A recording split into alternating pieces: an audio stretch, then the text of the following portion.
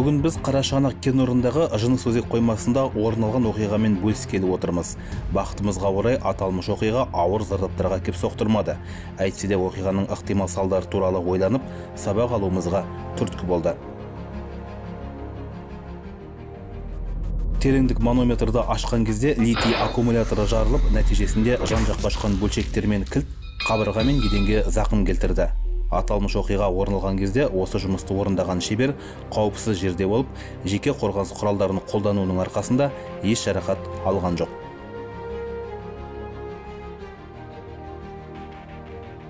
Сол күні мен таңертең әдеттегідей шеберханада жұмыстанып, ұңғымадан шығарылған тереңдік манометріне техникалық қызмет көрсетіп жатқан едім. Манометрді қысқышқа орнатып, оны кілтпен аша бастаған кезде литий батареясы кенеттен жарылды. Нәтижесінде манометрдің бір бөлігі батарея тіпті кілттің өзі жан-жаққа ұшты. Бағыма орай қажетті қорғаныс құралдары, яғни беттік қорғаныш қалқаншасы мен қолғабымды киген едім. Мен еш жарақат алмадым, алайда егер бөлшектер маған қарай ұшып, ал мен қорғаныс құралдарын пайдаланбаған жағдайда не боларын білмеймін. Барлық әріптестерімді өздерінің қауіпсіздігі туралы әрдайым есте сақтап, қырағылық танытуға шақырам.